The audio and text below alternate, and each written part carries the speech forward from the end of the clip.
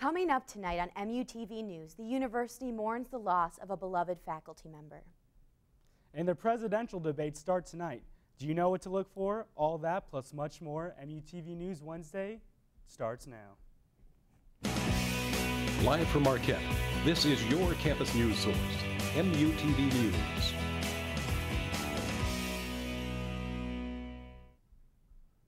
Thank you for joining us. I'm Natasha Mraz.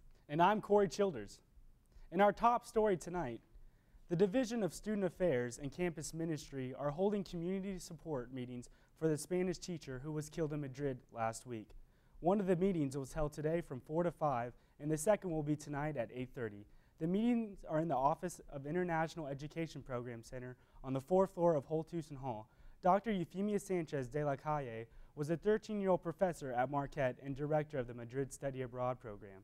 She was killed in a car accident on September 27th. It's getting theatrical at Marquette. New York City's Fiasco Theater is presenting its version of Cymbeline on campus next week. There are a limited number of tickets available for the show opener on October 11th. The first show is free for Marquette students and starts at 8 p.m. The Saturday and Friday shows are $30. You can buy your tickets online or by calling the Helfer Theater box office.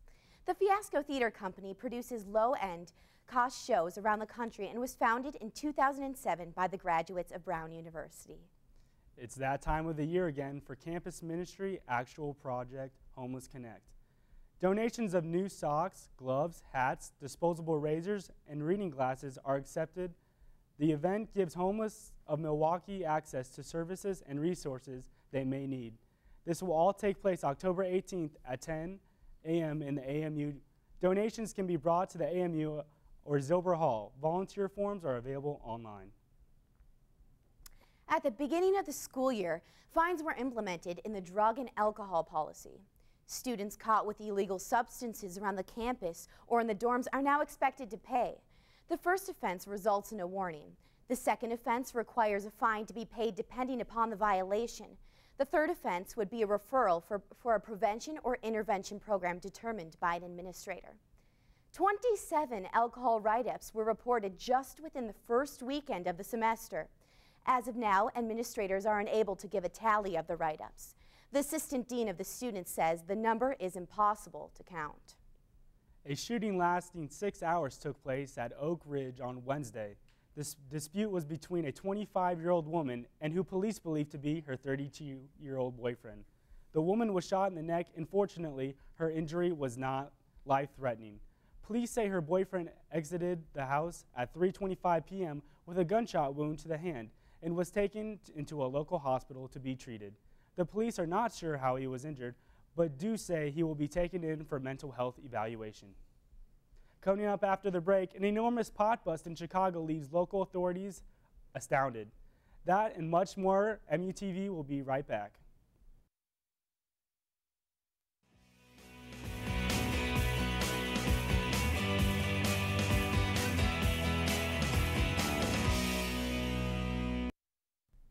People have been waiting for it forever. The nation's housing market has finally made a change for the better. 9 of the 14 economists in a recent survey believe that housing prices have finally stabilized, an outcome some experts didn't believe would happen until late next year.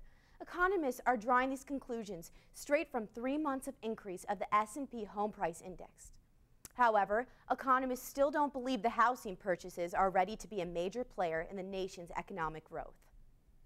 Chicago police had quite the discovery today when they found Christmas tree-sized pot plants growing alongside the road. Take a look. Protesters met today to protest the death of 22-year-old Derek Williams. Williams was confronted by Milwaukee police when they spotted him trying to rob 2 people. After being pursued and placed into custody, he collapsed and died. There is video surveillance of Derek in the squad car asking medical assistance, complaining that he could not breathe. At first, his death was pronounced and natural, but Milwaukee County Chief's medical examiner ruled the death homicide. Protesters would like the 3 officers to be fired, if not placed in jail, for homicide.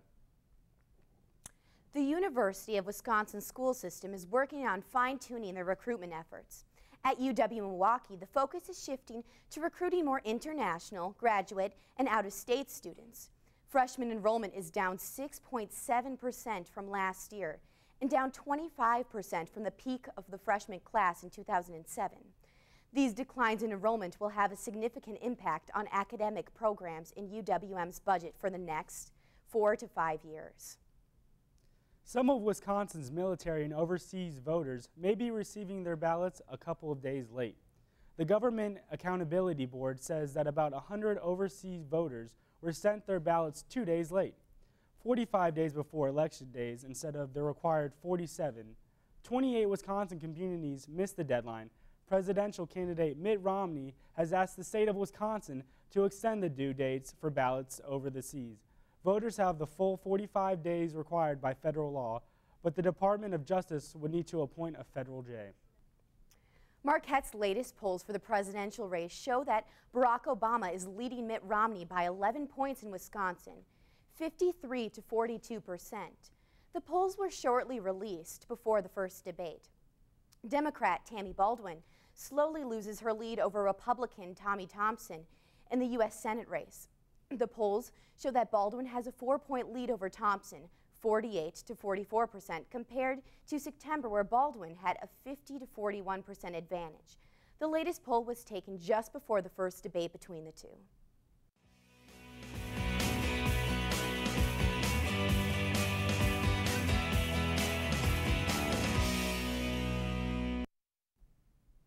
Tonight marks the first debate of the 2012 presidential election.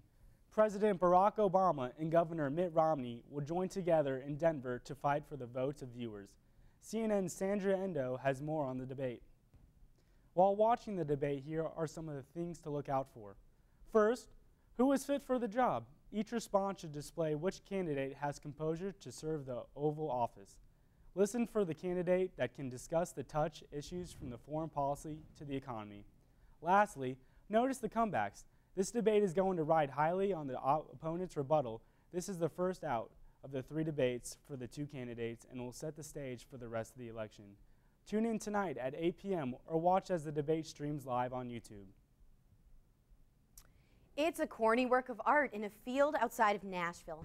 Take a look at this giant maze made to look like President Obama and Republican candidate Mitt Romney. The owners of this farm have done this type of thing in the past 8 years. And this one, just in time for tonight's presidential debate. Coming up next, Arthur Jones will have your complete 5-day weather forecast. Stay tuned.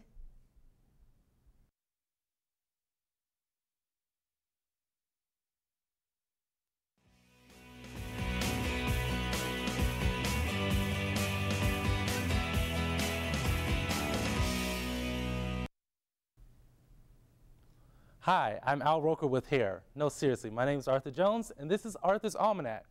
Right now, the temperature in Milwaukee is 61. The dew point is 51. The humidity is 81 degrees, so ladies, be careful of your hair out there. The barometer is 29.81 inches, and winds are north-northeast around 3 miles an hour, so be careful about that wind out there. The Almanac high for this year is 73. The low is 61. The average is 54.4 or 44 degrees Fahrenheit. All-time record high is 93 back in 1988, before my mom was born. And all-time low was 26 back in 1928, before anybody was thought of. And sunrise was at 6:52 this morning, and sunset was 6:58. Currently in Chicago, it's around 66 degrees, and downstate in Mississippi, it's around 73. And in Dallas, it's 84, so it's pretty hot down there. Mother Nature hasn't got there yet.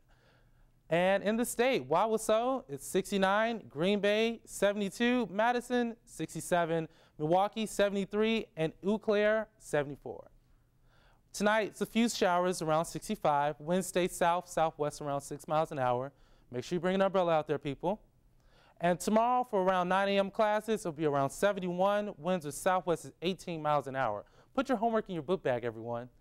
And on Thursday, it'll be around 71 with a low of 37. Showers. Friday will be 56 with 32, mostly sunny. Saturday, 49, partly cloudy with 33. Sunday, 51, mostly sunny with a low of 33. And Monday, 61, mostly cloudy with 44. So make sure you wrap up this weekend, y'all. Oh, and remember, Rachel, how's NBA going?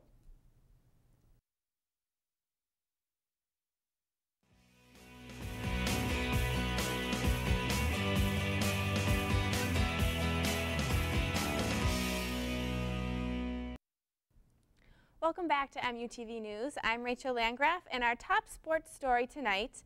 The NBA is known for flapping, but that distinction may soon be gone. NBA officials are cracking down on players trying to flap in order to get a charging call. The first event will result in a warning. The second will lead to a $5,000 fine and a $30,000 fine on the fifth offense. Any player accused of a flap after the fifth offense will be suspended 1 game. Carl Umstremski is no longer in a league of his own. Umstremski won the Triple Crown in 1967, and no other Major League player had ever won the Triple Crown until now. Detroit Tigers third baseman Miguel Cabrera has officially brought home the hardware. The news comes after Josh Hamilton did not hit a home run in today's earlier game versus the Oakland Athletics. Cabrera enters tonight's game against the Royals with a batting average of .331, 44 home runs, and 139 RBIs. Sometimes the number 7 is lucky. For big leaguer Adam Greenberg it is. 7 years ago, Greenberg was an up-and-coming player for the Chicago Cubs before tragedy struck. His first official at-bat resulted in being beamed by the pitcher, and it took him 2 years to recover from vision problems and reoccurring headaches. However, Greenberg never gave up, and 25,000 petitions later online, the Miami Marlins awarded Greenberg with a 1-day contract. Although Greenberg struck out in his only at-bat yesterday, he still enjoyed every moment of the batting experience. Olympic hurdler Lolo Jones had a hard time hurdling over a recent Twitter statement that has caused quite a stir. Former Rutgers football player Eric Legrand challenged Jones to a race via the social media site, with Jones responding, "Clearly, you've been hit in the head because you aren't beating a track athlete." Well, clearly, Jones wasn't aware that Legrand broke 2 vertebrae and suffered a spinal cord injury back in 2010, causing him to be paralyzed for a game. Several of the tweets were taken down, and Legrand came to Jones's defense, saying it was a misunderstanding and everything was okay. Well, that's all we have for sports tonight, and like that I said in that last story, let's all be aware of our social media accounts and what we put online. Coming up next, we have Natasha Mraz with our last story. A La Crosse, Wisconsin TV anchor took to the air to defend herself after a viewer attacked her for being overweight. Max Hess has more on this story live from our studio. Well, it's a side of broadcast journalism that many viewers are unfamiliar with. Journalists that are constantly in the public eye don't always have the loving fans and loyal viewers. La Crosse's WKBT Channel 8 morning anchor Jennifer Livingston received a letter from a viewer that criticized her weight. But instead of just ignoring it, she read it on air and took a stance, just in time for the beginning of October and the beginning of National Bully Awareness Month. Yeah, guys, an amazing story that an anchor gets criticized for her weight and then decides to go out and instead of just ignoring it, actually goes out and puts it on air and kind of rips the guy a new one, I think. I'm sure you guys have both seen it, right? Yeah, I love the story. One of my favorites by far. It takes a lot of guts to do that. Yeah. And I feel like anchors, and it's not just anchors, but people on TV get criticized all the time. And I've seen the footage of her. She's not, the skinniest person I've ever seen, but she's not uncomfortably, big or anything. And I just think, just the fact, the way the viewer worded it and said that she was socially, irresponsible or something of that matter for being overweight on TV and not being an example for people, it's just unbelievable, I think. It was amazing how she took a stance, and since it's a Bully Awareness Month, it's perfect. Yeah. I just like how she was able to rise above it and just, do her thing. Use a career to kind of give her a platform, yeah. Well, and the interesting thing about the story is that she says she was going to ignore it at first, and her husband, who is actually a 6 and 10 anchor at the same station, said, "No, we got to do something about this. That's ridiculous." And he actually put it on Facebook, and people reacted to it and put all this, had all these inspirational messages, and then she actually said, "You know what, we'll put this on air." In the long run, if I was the guy who wrote that letter, I would be pretty embarrassed right now. Yeah. And the thing is, it's spread, it's not just La Crosse, it's been all over, nationwide news, CNN, everywhere. It's been a crazy story. So, what would you do if someone sent you guys a letter and said, you don't look good on TV? How dare you be on TV? How dare you, represent the community with your looks? I think I'd be really hurt at first, but hopefully I'd be brave enough to do exactly what she did and kind of bring it to a national platform, yeah. I would take it really personally, and I don't know. I wouldn't be able to rise above it like she did. So. Well, and I've been following this on Twitter and Facebook and stuff, and the thing that's interesting is now that she came out with this story, a lot of, especially local broadcasters, even Milwaukee, are saying, oh, you wouldn't believe the kind of voicemails I've received over the last couple of years and the emails I've received, and it's kind of became a topic, and people are really becoming aware of the fact that, yeah, you know, people always see TV personalities as these kind of shining stars in the community, and they're flawless and there's nothing wrong with them. But the fact of the matter is, no, there's people that think there is something wrong with them, and they feel the need to tell them all the time, which I think is just kind of crazy. So, yeah, crazy story tonight. To say that you know, an anchor from La Crosse actually took the guts to go out there and do something about a viewer who was obviously very rude to her, and I just thought it was something to bring up into the newscast. So I think that's all we have for tonight. So for myself, Corey Childers, and Natasha Mraz, good night, Marquette. Good night. Good night.